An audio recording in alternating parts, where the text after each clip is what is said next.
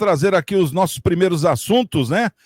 Que são importantíssimos. Já vamos direto aí para essa questão que envolve Brasil e Israel. Na questão da guerra, essa pauta ela está em muita evidência, mas parece que caiu no contexto político, né? Brasileiros ainda nem tinham saído da faixa de Gaza e a politicagem já estava a mais de 1.000 por hora aqui no Brasil. A oposição ao governo do presidente Lula afirmou na última quinta-feira, dia 9, né, que a decisão de Israel de autorizar a saída do grupo de brasileiros que está na faixa de Gaza se deu graças ao ex-presidente Jair Bolsonaro.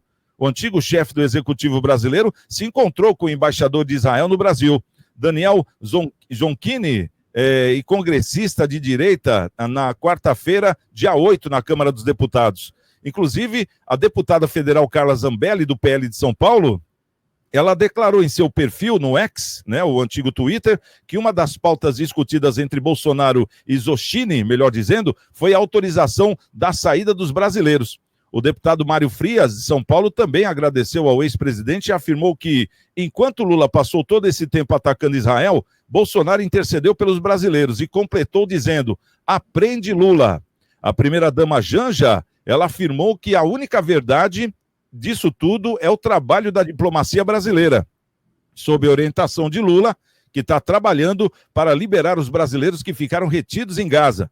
Já o presidente do PT, né, a presidente, a deputada Gleisi Hoffmann, ela disse que o bolsonarismo está se aproveitando da guerra para espalhar fake news, de que foi graças a Bolsonaro a decisão de Israel. Ela também chamou o encontro entre o embaixador e o ex-presidente de absurdo e de oportunista.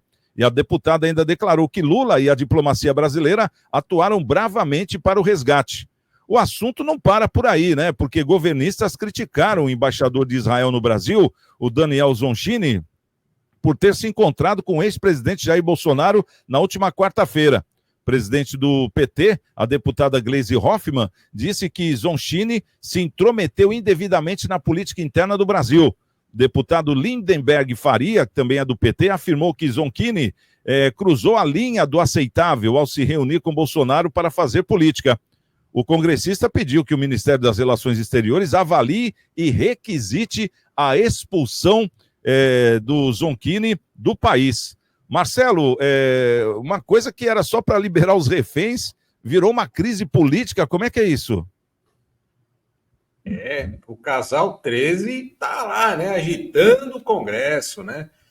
Esse casal Gleisi e Lindenberg, né, estão ali querendo causar, né? Gostam de notícia, né? É a missão deles ali no Congresso, né? Fazer com que o PT, o Lula, né, vire notícia a qualquer custo, em que pese o Bolsonaro ter tentado e ajudado, né, nas questões ali humanitárias para os brasileiros, porque a diplomacia brasileira já demonstrou que fracassou, né, pelo menos até então, onde outros países conseguem a liberação, né, dos seus, a repatriação, né, da sua população, que lá estava, os brasileiros ficavam lá, né? Por que será? Será que é porque o Brasil ficou em cima do muro, não colocava ali o Hamas numa situação, né, de terroristas? Reparem bem, Hamas, não é palestinos, tá? Então, complica demais, né? Quando a gente vê esse tipo de situação, quer dizer, um brasileiro não pode conversar com qualquer outra pessoa que está no Brasil, ou tentar ajudar qualquer outra pessoa que está fora do Brasil. Que Brasil estranho, né? Não dá para entender, né? Particularmente, né, se fosse uma pessoa de bem analisando o quadro, né, vendo que as pessoas fossem analisadas, não importa quem estivesse no contexto, desde que os brasileiros e as demais pessoas que lá estivessem nessa situação, lá em Gaza, fossem liberadas. Mas não, estão preocupadas porque o Bolsonaro estava lá. Olha a preocupação dessa turma. Mas, bom, é difícil até de comentar, né? Mas o casal 13, né, está lá, causando e gerando notícia. Como até gerou notícia que veio para cá, para a pauta do nosso querido Santiago. Estamos comentando. E um comentário triste de ver eles fazendo esse tipo de incitação, né, a não ajuda do Bolsonaro, uma vez que, de uma forma ou de outra, ele acabou ajudando. Ô, Garuti, gostaria de ouvi-lo também nesse tema, porque primeiro é a retirada dos brasileiros, né? Mas parece que ao mesmo tempo estava acontecendo politicamente, né, entre paredes, algumas conversas paralelas, né? Pelo que a gente parece estar imaginando. De um lado, era justamente o Itamaraty querendo a liberação dos brasileiros, né? Através de Israel, porque é Israel que detém a lista. E os brasileiros não estavam na lista, saíram pessoas de todas as nações lá da faixa de Gaza, e por último estão os brasileiros, né? Teve países que foram 3 listas atendidas e o Brasil nenhuma. Tanto que o avião da FAB está lá há mais de 18 dias tentando tirar os brasileiros, aquela coisa. Na hora que chega a solução do problema, inclusive pela tempestade política que se deu na ONU, da presença do Brasil, votando contra Israel, uma série de consequências que a gente imagina que foi justamente esse castigo que o Brasil levou. O Bolsonaro estava quarta-feira lá com o diplomata israelense e pediu a liberação dos brasileiros. E foi atendido. Mas será que, ao mesmo tempo, o Itamaraty também já não estava sendo atendido? Porque 18 dias... brasileiros era a única nação que não tinha saído. Será que não tinha mais como segurar isso? Porque durante a semana o próprio governo do Lula oficializou nota dizendo que se alguma coisa acontecesse com os brasileiros na faixa de Gaza, as coisas iriam se complicar entre Brasil e Israel. Como é que você analisa isso tudo? Santiago, veja bem, eu acho que aí são guerras de narrativas. Óbvio que a embaixada brasileira, o embaixador brasileiro presente em Israel, ele estava fazendo as gestões para que houvesse a liberação dos brasileiros para interessados em retornar para casa. Assim como esse território que estava, o território lá da Cisjordânia, que tem os colonos israelenses, mas também tem a maioria do povo palestino, era um território meio dominado pelo Hamas, em que a autoridade palestina não quer assumir, o governo palestino não quer assumir a responsabilidade porque considera que a autonomia dela teria que ser com a retirada dos colonos. Então, é um grande imbróglio. Tem que ter boa vontade. E também tinha o Egito, que estava evitando a saída das fronteiras de todos os povos. Aí começou a fazer, é claro, pelas importâncias, pelas pressões políticas de outros povos. Me parece que agora os brasileiros já embarcaram ontem. Mas o fato do Bolsonaro, ele foi para uma reunião numa reunião em que os deputados estariam conversando com o embaixador de Israel, não o executivo. E não vejo ele hoje ligando, como ligou para o Putin, para liberar lá embarque de produtos para fazer fertilizantes aqui. Não estou me desmerecendo a presença dele, mas ele estava presente como um ex-presidente, mas uma figura convidada, ele não tinha nenhum tipo de representatividade legal, porque sequer é um suplente de deputado, é um deputado, estava junto com a turma lá.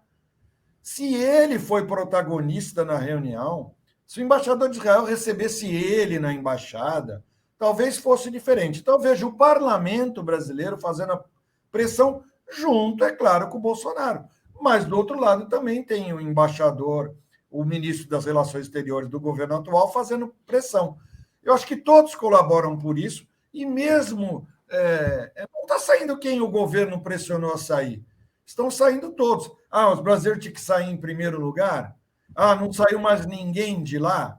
Com certeza vão sair outras pessoas. O próprio povo palestino residente está saindo, e hoje até fiz um comentário no X, né, que era o Twitter. Olha, do jeito que está saindo essa turma de Gaza, com certeza os terroristas estão saindo disfarçados de pessoas que seriam moradores da região. Poucos vão ficar, porque não se extermina o Hamas ou qualquer grupo terrorista, né? O IS lá da época do Afeganistão, Eu acho que essa guerra de narrativa, só para simplificar. Mas que bom que os brasileiros saíram e parece que estão retornando. Talvez tenham outras levas, não sei te dizer. Principalmente na região da guerra. Em Israel, a grande maioria dos brasileiros permanece morando lá. E essa questão, né, o Garucho, eu concordo com você, mas o Hamas eu acho que nem dependeria das fronteiras, né, na normalidade, né, nessa questão que a gente vê, Não, mas porque estão já saindo foram... para o Egito. Não, já Não foram estão encontrados embarcando. mais de 500 quilômetros de túnel. Eles não iam depender da fronteira normal, eles poderiam ir pelo túnel. Tem túnel que liga ao Egito, tem túnel que liga tudo que é lado, né? Então, quer dizer, com Pode ser que tenha certeza, um túnel que esse chegue em problema eles não têm, Jerusalém. né? Esse problema, com certeza, eles não têm. Mas, ao mesmo tempo, claro que fica essa instabilidade política. Agora, doutora Michele, uma questão que a gente analisa, porque quando o Bolsonaro era o governante, a gente via que a todo momento ele tomava lapada aí também, né? Inclusive a questão da Amazônia, mas foi uma atrás da outra, acho que não teve um dia de governo que ele não passou sem tomar uma lapada, principalmente da oposição, que na época era o PT, né? Como é que você analisa? Será que agora é o inverso? Ou seja, o PT no governo e o PL, no caso o bolsonarismo, cada dia vai inventar uma história, ou então vai trazer uma narrativa, ou então vai trazer um fato, né? Para jogar na cara também, para ver como é bom esse tipo de coisa ou não? Olha, Santiago, partindo do ponto da briga entre eles, né, o que um fala uma coisa, o outro fala outra, se foi a embaixada, se foi o Bolsonaro, lamentavelmente o PT vem querendo se mostrar, eu consegui tirar os brasileiros, o Bolsonaro se meteu. Se ele já tem essa fala, ele está ciente de que efetivamente teve sim uma ajuda, né? Ele teve uma ajuda do Bolsonaro. A gente sabe, ele mesmo falou que ele conversou, vou discordar do meu amigo aí, Garuti, mas assim, ele efetivamente conversou e após essa conversa, brasileiros foram liberados. Eu acredito que foi uma conversa maravilhosa, uma conversa boa, consciente, em que houve-se a atenção para os brasileiros saírem de lá. Os brasileiros estavam na fila e não iam ser liberados agora. Agora, é notório que após, não estou defendendo o Bolsonaro, não é isso, mas é notório que após essa conversa, os brasileiros foram liberados. Então, parabéns ao Bolsonaro, ele é um ex-presidente, ele entende do assunto e ele se preocupou com a população, com os brasileiros que estavam lá em outro país. Agora, é óbvio que o governo do Lula também estava trabalhando, foi um conjunto, né, para que os brasileiros pudessem ser liberados. Mas é óbvio que essa conversa resultou na liberação dos brasileiros. A gente não pode deixar de não agradecer ao Bolsonaro, que acelerou aí a saída dos brasileiros. Agora, quanto ao PT ser aí massacrado pelo PL, sempre fizeram isso com o Bolsonaro. É óbvio que o Bolsonaro ele tem que se defender, né? Agora ele está mostrando que as queimadas da Amazônia estão piores no governo do Lula do que do Bolsonaro. Isso é um fator natural. Essas queimadas também já sempre existiram, né?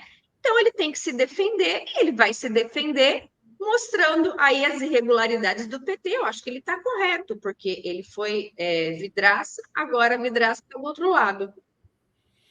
Ô Marcelo, só para a gente encerrar esse assunto aqui, a gente viu um comentário aqui de final, né, justamente vindo aí do deputado Lindenberg Farias, do PT, que afirmou que o diplomata, né, o israelense, que faz parte aqui, inclusive, do plantel de Israel no país, né, que expulse o tal do Zoshini do país, né, porque ele se meteu na política brasileira.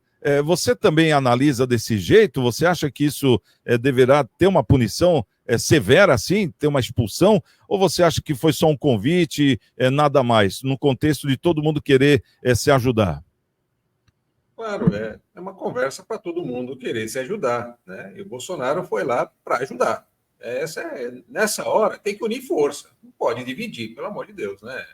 Mas o Casal 13, né, tá lá para criar essas narrativas, e essas narrativas pegam força na imprensa, né? E se isso acontecer, óbvio, vai ter represália do outro lado, não tem a menor sombra de dúvida. E isso é bom para quem? É ruim para quem? A gente já sabe, né? Não é bom para ninguém, na verdade. Então, a gente torce para que isso aí fique só no âmbito das narrativas mesmo, né? Que eles fiquem lá criando, né, esses ambientes de factóides e tal, mas que as vidas sejam salvas e preservadas.